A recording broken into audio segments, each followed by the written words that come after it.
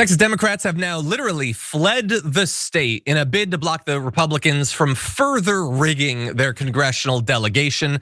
As a reminder, the GOP wants to pick up even more seats in the congressional delegation for Congress, even though they already have a supermajority there. So this is what it currently looks like and what they want to look like. So right now, it's 1127, the districts based on who won them in the presidential race. They want it to be 830. So to be clear, if the Democrats allow it, or if they're removed from their position, as we'll get to, it'll be 30 seats for the Republicans, 8 for the Democrats. Reminder, it's not like Trump won 80% of the vote in Texas. In fact, it was 56-42. That's pretty close, actually.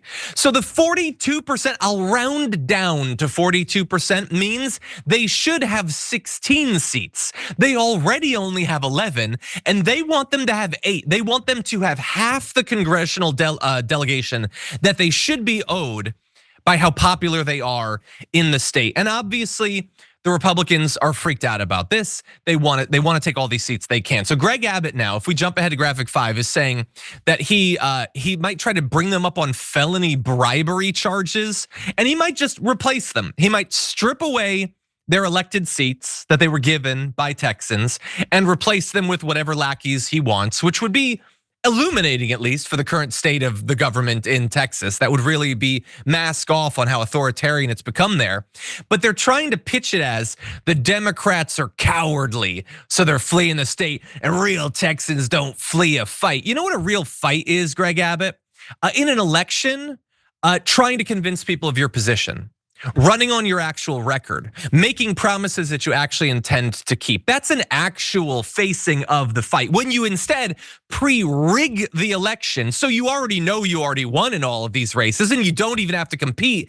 That is the most cowardly ass stuff that I can imagine inside of a country that pretends occasionally to be a democracy. So how about you sack up Greg Abbott and actually go out there and make a case to the voters instead of trying to win a year and a half before the election even happens because you got a computer to spit out a map that favors you, you coward.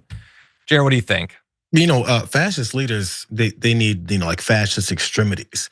They need their arms and legs and all stretched out in many other parts of the country to help extend their fascism. Because obviously, as I was pointing out, as soon as this guy got in office, he knew he'd be extremely unpopular. So they have to start implementing their policies through these other fascist, smaller leaders. So Greg Abbott, who followed Donald Trump's orders, is just like his fascist, his toenail, and he's got a fungus on his face where he'll do anything he can to look like that. What's that commercial with the fungus that jumps under your toenail? That disgusting. I know which one you're talking about, the cartoon. That's Greg Abbott, who's the fascist toenail fungus for Donald Trump, and make sure there's anything he needs. He'll implement these fascist policies to make sure that Donald Trump gets whatever he wants. Get rid of all of them.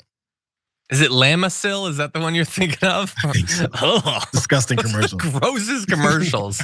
I would still rather the Lamisil fungus monster was the governor of Texas rather than this guy. And I think about 43% of the state would probably agree with me. Not that that matters, we don't live in a democracy.